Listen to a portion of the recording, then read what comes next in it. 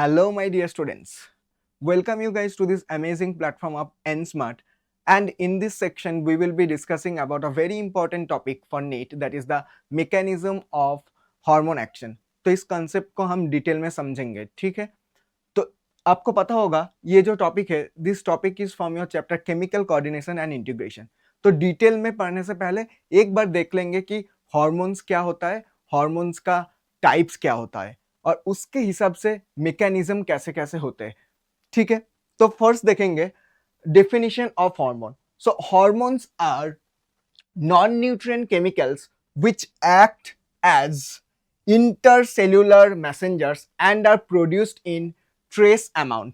तो यहाँ पे 3 पॉइंट्स जो है बहुत ही वाइटल एंड इंपॉर्टेंट है. तो वो क्या क्या है? फर्स्ट हम देख पा रहे हैं कि this is a non nutrient. क्या है? Non nutrient. तो नॉन न्यूट्रिएंट का मतलब क्या है? Because this hormones are not the part of our diet, ठीक है? तो ये हमें एनर्जी भी नहीं देता है और ये हमारे बॉडी स्ट्रक्चर फॉर्म करने में भी कुछ हेल्प नहीं करता है. That's why this is the non nutrient. Okay, but it acts as intercellular messengers, okay, and produce in trace amount. तो सेकेंड पॉइंट क्या है? It acts as messenger, cell to cell messenger, ठीक है? और third point, after second point we can see this produce in trace amount. तो trace amount का मतलब क्या है? Means very small quantity, small amount और स्मॉल क्वांटिटी, ठीक है? तो क्या होता है, ये एक्चुअली नैनोग्राम में भी परफॉर्म कर सकते हैं, क्योंकि नैनोग्राम में भी प्रोड्यूस होंगे तो ये रिजल्ट शो कर सकते हैं, ठीक है? तो in nanogram also it can produce, it can exert its results. Okay, next देखेंगे. मैंने क्या बोला कि देखो यहां पे आ रहा है कि एंडोक्राइन ग्लैंड्स, ठीक है? तो एंडोक्राइन ग्लैंड्स में से प्रोड्यूस हुआ, ओके, रिलीज हुआ, और ये देखो हार्मोन, ठीक है? तो it is released from the endocrine gland and now hormones will going to the target organ. We can see this is the target organ and it will go to the target organ with the help of blood or lymph. So it is transported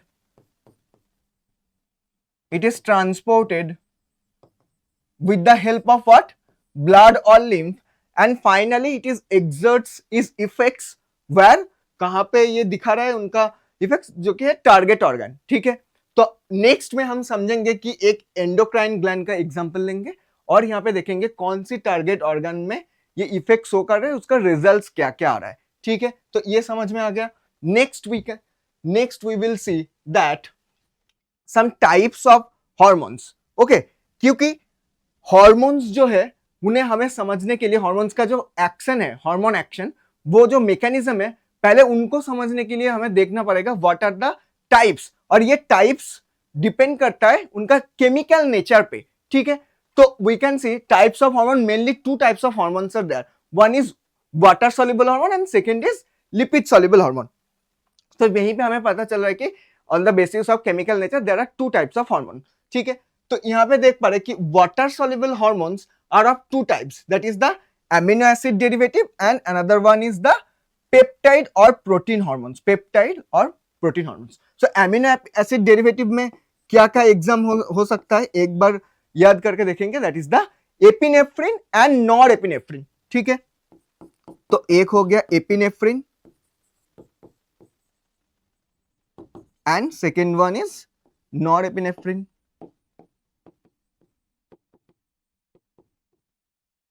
okay, now यहां पे देख पा रहे कि peptides और protein hormone क्या है. तो all the pituitary hormones and hypothalamic hormones are the peptide protein hormones. So यहां पे लिख सकते हैं कि pituitary hormones are pituitary hormones. Alright, तो एक पिट्यूटरी हार्मोन का एग्जांपल क्या देख सकते हैं? That is the FSH, follicular stimulating hormone. Okay, now lipid soluble hormone, ठीक है? तो lipid soluble hormone also have 2 types. One is steroidal hormone and one is iodothyronine, means iodothyronine hormones. देखेंगे steroid hormone का examples क्या क्या होता है. So steroid hormones are secreted from the cortex of adrenal gland. Alright, so cortex of adrenal gland. So यहाँ पे दो word आ रहा है हमारा कि steroid and cortex, that's why they are called corticoids. तो ये दोनों नाम को मिला के हम बोलते हैं कि कॉर्टिकॉइड्स, है ना, कॉर्टेक्स एंड स्टीरॉयड. तो कॉर्टिकॉइड्स का एग्जांपल क्या क्या होता है? That is the glucocorticoid, mineralocorticoid. Alright, तो glucocorticoids, मिनरेलोकॉर्टिकॉइड.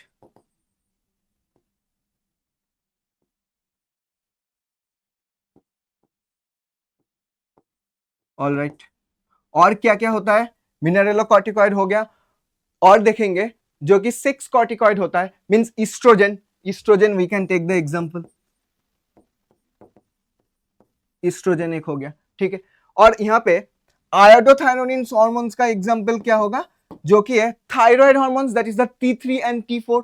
T3 and T4. Okay, so ये हो गया टाइप्स ऑफ हार्मोन. नेक्स्ट क्या देखेंगे कि मैकेनिज्म ऑफ एक्शन, मतलब हार्मोन कैसे एग्जैक्टली इनका एक्शन शो करते हैं. तो क्या लिखा है देखेंगे, hormones produce their effect on target tissues. Target tissues हो गया by binding to specific proteins. Specific protein एक होता है कॉल्ड हार्मोन रिसेप्टर्स, मतलब यहां पे रिसेप्टर बोल के कुछ चीज प्रेजेंट होता है जो कि located in the target tissue only. मतलब सोचो, नेक्स्ट में हम इसको समझेंगे कि कैसे होता है. देखो, तो मैकेनिज्म ऑफ हार्मोन एक्शन क्या होगा कि each receptor is specific to one hormone only, मतलब एक ही रिसेप्टर से ये बाइंड कर सकता है. And the and hence receptors are specific. मतलब यहां पे समझो कि ये हो गया हमारा सेल मेम्ब्रेन. देखो, ये हो गया हमारा सेल मेम्ब्रेन और प्लाज्मा मेम्ब्रेन, ठीक है. और ये हो गया, we can say this is the plasma membrane, ठीक है. तो सोचो कि यहां पे एक हार्मोन है, this is our hormone, this is the hormone, ठीक है. तो ये जो हार्मोन है हम देख पा रहे हैं, ठीक है. ये जो हार्मोन है, अब बताओ, ये दोनों हो गया रिसेप्टर, ये दोनों हो गया रिसेप्टर, ठीक है, रिसेप्टर. अब हमें समझना पड़ेगा कि स्पेसिफिक का मतलब क्या है. दो रिसेप्टर है और यहाँ पे एक हार्मोन है, तो देख के क्या लग रहा है कि ये जो हार्मोन है ये कहां पे जाके सेट हो सकता है, कहां पे जाके बाइंड हो सकता है. देखो, इसका शेप और इसका शेप क्या सेम है? नहीं, दोनों अलग अलग है. लेकिन ये हार्मोन के शेप से कौन मिलता जुलता है? देखो, ये वाला, ठीक है. तो ये कहां पे आएगा? यहां पे आएगा आपका ये हार्मोन, ठीक है. तो ये देखो, हार्मोन आके यहाँ पे बाइंड कर रहे हैं, और यहाँ पे क्या होगा, ये बाइंड नहीं कर पाएगा अच्छे से, ठीक है. तो ये बाइंड नहीं कर पा रहा है. Okay, that's why it is called the receptors are also specific. देखो, ये जो हार्मोन था, ये हार्मोन ओनली कहां पे, यहाँ पे आके बाइंड कर गया. That's why it is the very specific. Alright, तो सेल मेम्ब्रेन में अगर ऐसे रिसेप्टर प्रेजेंट होता है तो हार्मोन ऐसे स्पेसिफिक उसका बाइंडिंग साइट होता है, ठीक है. तो अभी हमें देखना पड़ेगा, already we have discussed about the types of hormones, ठीक है. तो टाइप्स ऑफ हार्मोन्स में पहले ही हम देखे थे कि वाटर सॉल्युबल हार्मोन. तो वाटर सॉल्युबल में हम देखे थे कि प्रोटीनेसियस हार्मोन्स भी होता है and amino acids derivative hormone भी होता है, ठीक है. तो मतलब ये टोटल हम किसके बारे में डिस्कस कर रहे हैं? वाटर सॉल्युबल हार्मोन के बारे में डिस्कस कर रहे हैं. तो एक बार सोच लो कि ये जो प्लाज्मा मेम्ब्रेन होता है, प्लाज्मा मेम्ब्रेन का नेचर क्या है? It's lipophilic. Alright, it's made up of mainly lipid. But हमारा जो हार्मोन है यहाँ पे, ये क्या हो रहा है? ये जो वाटर सॉल्युबल है, it is not a lipid soluble. Okay, तो यहाँ पे हमें समझना पड़ेगा कि कैसे एक्शन इसका काम करता है, ठीक है. तो देखो, पहले ही हमें क्या क्या चीज चाहिए. दिस इज द सोर्स, एक हो गया सोर्स, ओके, और एक हो गया टारगेट ऑर्गन, ठीक है. तो सोर्स से स्टार्ट करते हैं. सोर्स से हम देख पा रहे हैं, this is the anterior pituitary. This is the anterior pituitary. Anterior pituitary से एक हार्मोन निकल के आ रहा है, ठीक है। उस हार्मोन का क्या नाम है? इस हार्मोन का नाम है FSH, that is the follicular stimulating hormone. Alright, follicular stimulating hormone, ठीक है। तो ये जो follicular stimulating hormone anterior pituitary से निकल के आ रहा है, ये कौन कैसे निकल के आ रहा है? इसका जो मैकेनिज्म होता है उसको बोलते हैं exocytosis. With the help of exocytosis, FSH is coming out. Now it will flow with the help of blood vessels, and finally it will show its effect in the receptor. So this is the receptor, this is the ये है receptor, ठीक है। तो receptor से receptor में आके ये bind करेगा, ठीक है। ये बाइंड कर गया, ठीक है। ब्लड वेसल्स के थ्रू आके जो है टारगेट ऑर्गन में एक रिसेप्टर होगा, ठीक है, जहां पे बाइंड कर रहा है। तो ये this is what, this is the target organ, this is the target organ. Alright, तो टारगेट ऑर्गन क्या है? क्योंकि FSH आ रहा है, और FSH कहां पे ये दिखाएगा इसका effect? That is the ovarian membrane. Okay, so this is the ovarian membrane, ovarian membrane, ovary पे आ रहा है, ठीक है। तो ओवारियन सेल मेम्ब्रेन हो गया, तो हमारा टारगेट ऑर्गन हो गया ओवारियन सेल मेम्ब्रेन, जहां पे टारगेट ऑर्गन पे क्या है कि एक रिसेप्टर प्रेजेंट है, ठीक है। और ये हो गया source, that was the anterior pituitary. हमें समझ में आ रहा है धीरे धीरे। तो यहाँ पे एक चीज पहले नोटिस करना है, क्योंकि जो वाटर सॉल्युबल हार्मोन है इनका नेचर क्या है? प्रोटीनेशियस हो सकता है या फिर एमिनो एसिड डेरिवेटिव हो सकता है। तो ये तो क्या था? FSH था, प्रोटीन और पेप्टाइड हार्मोन। तो that's why it can not cross. Okay, तो इसीलिए क्या चाहिए? एक रिसेप्टर प्रेजेंट है। तो कहां पे ही वो रिसेप्टर प्रेजेंट है? देखो, सेल मेम्ब्रेन पे वो रिसेप्टर प्रेजेंट है। समझ आए? तो यहां पे सेल मेम्ब्रेन से बाइंड करने के बाद हम देख पा रहे, तो this is the first step, we can say this is the first step. देखो, so this is the number one step of this mechanism of water soluble hormone। क्या हो रहा है? देखो, हार्मोन जो कि primary messenger, this is the primary 1 degree messenger. Okay, ये क्या करे? It's binding activates the ji protein, जो कि ये जो सेल मेम्ब्रेन है यहाँ पे रिसेप्टर के बगल में हमें दिख रहा है कि एक प्रोटीन प्रेजेंट है, that is called G protein, and उसके साथ एक एंजाइम प्रेजेंट होगा जिसको बोलेंगे adenylyl cyclase. This adenylyl cyclase enzyme is present in the membrane, okay, of this ovarian membrane, ठीक है। तो फर्स्ट स्टेप में क्या होगा कि हार्मोन रिसेप्टर कॉम्प्लेक्स बना, ये देखो, ये हो गया HR कॉम्प्लेक्स, और HR कॉम्प्लेक्स होने के बाद क्या होगा? It's binding activates the ji protein. तो ये देखो, ये जी प्रोटीन एक्टिवेट हो रहा है, तो this is the second step. तो सेकेंड स्टेप में क्या होगा कि जी प्रोटीन एक्टिवेट हो गया। जी प्रोटीन एक्टिवेट होने के बाद it will activates the enzyme, that is, see this is the enzyme, that is the adenylyl cyclase. तो ये हो गया third step. Okay, third step में क्या हो गया? एडिनाइलाइल साइक्लेज एक्टिवेट हो गया। तो अभी हमें समझना पड़ेगा कि ये जो एडिनाइलाइल साइक्लेज एंजाइम है एक्टिवेट होने के बाद क्या करता है। तो देखो, जो ATP होता है, एडिनोसिन ट्राइफॉस्फेट, इनको कन्वर्ट करके ये बनाता है साइक्लिक AMP। ओके, तो this is the fourth step, that is the adenylyl cyclase once activated converts ATP into cyclic AMP, ठीक है। तो साइक्लिक AMP क्या कर रहा है कि साइक्लिक AMP नेक्स्ट स्टेप में क्या करेंगे? एक्टिवेट्स द प्रोटीन काइनेज, ठीक है। तो this is the fifth step. Fifth step में क्या हो रहा है कि प्रोटीन काइनेज जो होता है वो एक्टिवेट हो रहा है, ठीक है। और यहां पे देखेंगे कि ये जो साइक्लिक AMP है, it acts as secondary messenger. This is very very important, question पूछेंगे कि this is the secondary messenger.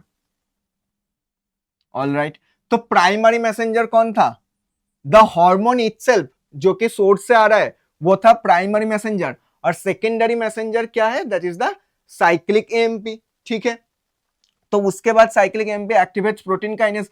तो प्रोटीन काइनेज हमें मिल गया, एक्टिवेटेड प्रोटीन काइनेज मिल गया। तो अभी क्या करेंगे, activated protein kinases will phosphorylate the cellular other proteins. So activated protein kinases phosphorylates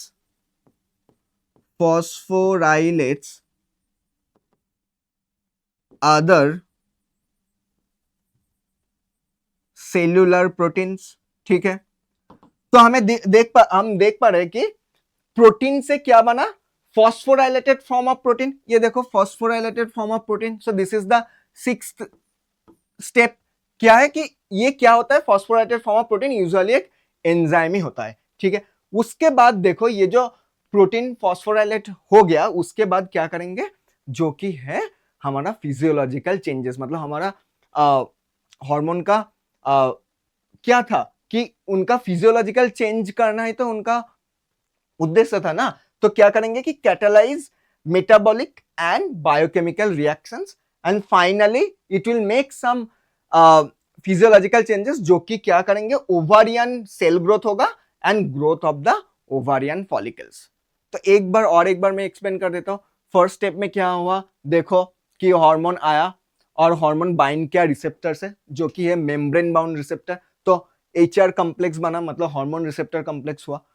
hormone receptor complex होने के बाद क्या करेंगे कि it's binding activates the ji protein. देखो ये कुछ चेंजेस होगा यहाँ पे, और ये जो जी प्रोटीन है ये एक्टिवेट हो जाएगा। ठीक है, तो एक्टिवेट होने के बाद क्या करेंगे, ये जो एडिनाइलाइल साइक्लेज एंजाइम यहाँ पे प्रेजेंट होता है, उसको एक्टिवेट करेंगे।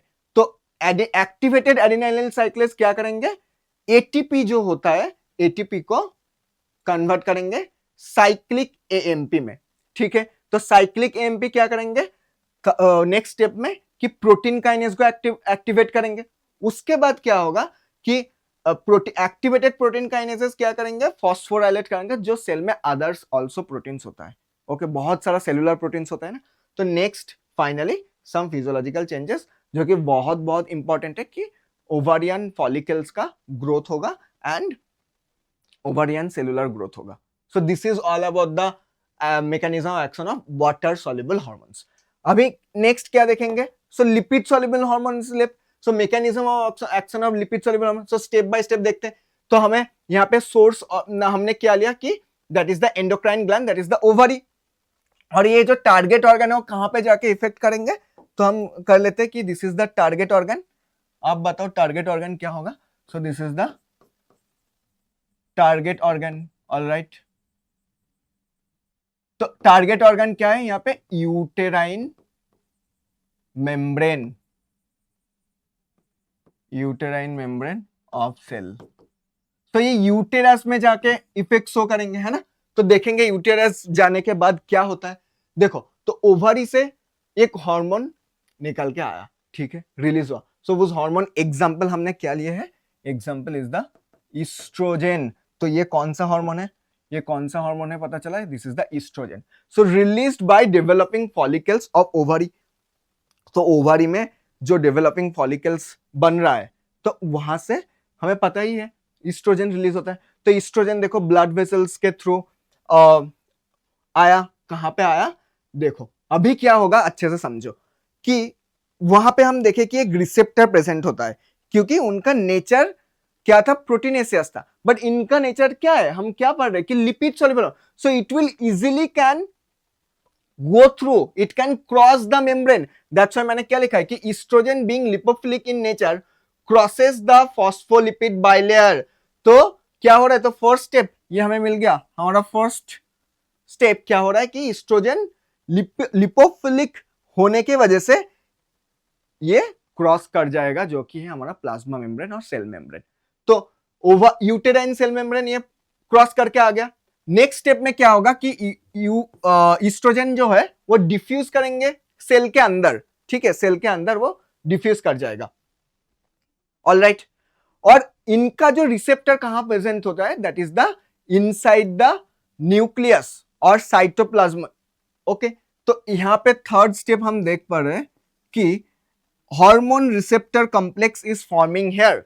तो हार्मोन रिसेप्टर कॉम्प्लेक्स फॉर्म हो रहा है और रिसेप्टर देखो कहां पे प्रेजेंट है, न्यूक्लियस के अंदर।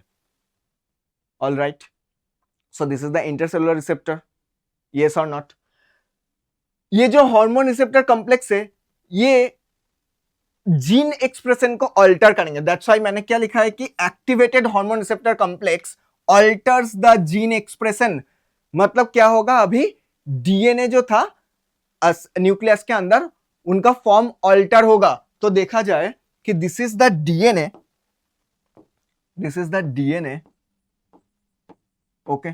सो डीएनए देखो फॉर्म चेंज करके ये जो डबल स्ट्रैंडेड था यहां पे आरएनए में कन्वर्ट हुआ, ठीक है। तो इस प्रोसेस को हम क्या बोलते हैं, ट्रांसक्रिप्शन, इसको बोलते हैं ट्रांसक्रिप्शन, ट्रांसक्रिप्शन, ठीक है। ट्रांसक्रिप्शन हो गया।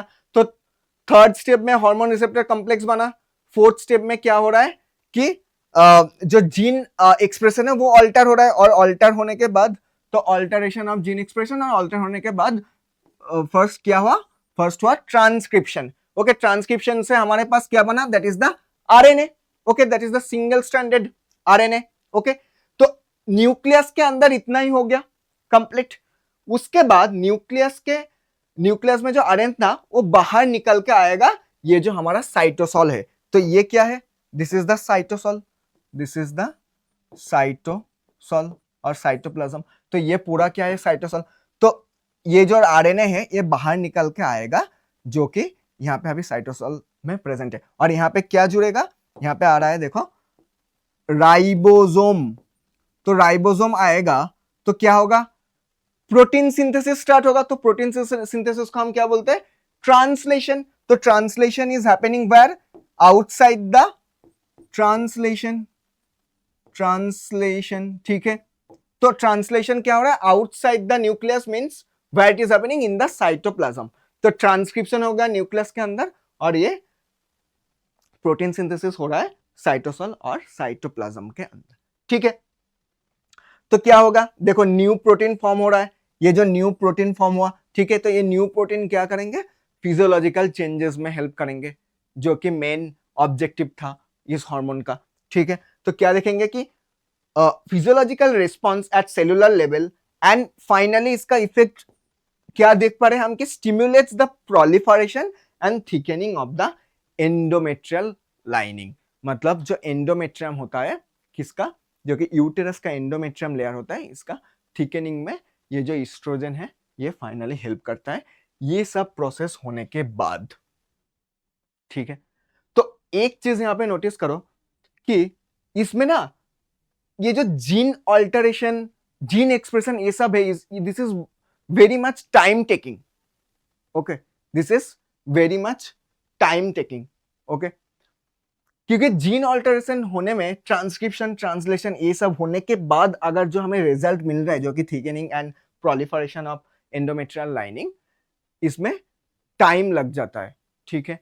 बट जो हम देख पा रहे थे कि hormone action of water soluble hormone, यहां पे देखो, यहां पे जस्ट आके यहां पे बाइंड करने के बाद तुरंत इसका इफेक्ट यहां पे शो हो रहा था। तो ये क्या है, this is not a time taking process, ये बहुत जल्दी होता है, ठीक है। और यहां पे हम एक देख पा रहे हैं कि एक स्ट्रीमलाइन के जैसा आ रहा है, जिसको हम बोलते हैं कैस्केड मैकेनिज्म। क्या बोलते हैं, कैस्केड मैकेनिज्म, ठीक है, लिख लो cascade mechanism, cascade mechanism, alright. Means क्या होगा, कैस्केड मैकेनिज्म के थ्रू हम देख पा रहे कि एक से एक स्टेप में जो इफेक्ट है उसका इफेक्ट का अमाउंट बहुत ज्यादा हो रहा है ना। तो इसीलिए हम इसको बोलते हैं एम्प्लीफिकेशन ऑफ द रिएक्शन। देखो एम्प्लीफाई करते करते आके एक फिजियोलॉजिकल चेंज हो रहा है, ठीक है। तो इसको हम बोल देंगे कि amplification, amplification of reaction, alright. तो जो hormone action of water soluble में मेन पॉइंट क्या था, प्राइमरी मैसेंजर होगा और सेकेंडरी मैसेंजर भी यहाँ पे प्रेजेंट होगा। तो ये तो cyclic AMP is the one kind of secondary messenger. So other secondary messengers क्या क्या होगा यहाँ पे देख लेते हैं। तो यहाँ पे नोट डाउन कर सकते कि other secondary messenger, so cyclic AMP is one type of secondary messenger. So other secondary messenger में क्या क्या हो सकते हैं, फर्स्ट होगा साइक्लिक जीएमपी, और क्या हो सकता है IP3 that is the inositol triphosphate, और उसके बाद होगा डैग, DAG डैग, और क्या है कैल्शियम आयन, ठीक है। So these are the secondary messenger, this is one type of messenger. तो ये बहुत जल्दी होता है बट लेकिन ये बहुत शॉर्ट लिव होता है। जल्दी क्या है, one more example was there that is the epinephrine. So just imagine FSS के जगह अगर एपिनेफ्रिन आता तो एपिनेफ्रिन और नॉन एपिनेफ्रिन का क्या, दिस इज द फ्लाइट और फ्लाइट हार्मोन, ओके। तो क्या उनका रिजल्ट क्या होता है, प्रोडक्शन ऑफ ग्लूकोज, ठीक है। तो अब जब एंग्सियस और ये जो मोमेंट है फाइट फ्लाइट मोमेंट में, तो क्या होता है इनमें ज्यादा जल्दी जल्दी रिएक्शन करना पड़ता है ना। तो एपिनेफ्रिन क्या होगा, एपिनेफ्रिन अगर शो कर रहा है इसका इफेक्ट, तो मेनली क्या प्रोड्यूस होता है, ग्लूकोज प्रोडक्शन होता है। तो वो ग्लूकोज प्रोडक्शन बहुत जल्दी होना चाहिए, इसीलिए ये जो वाटर सॉल्युबल हार्मोन का मैकेनिज्म है बहुत फास्ट होता है, लेकिन ये शॉर्ट लिव होता है।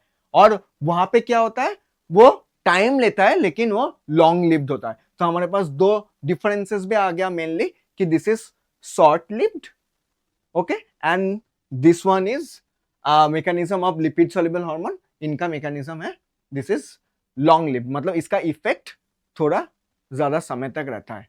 All right, so this is all about the mechanism of hormone action. So I hope you understand and thank you.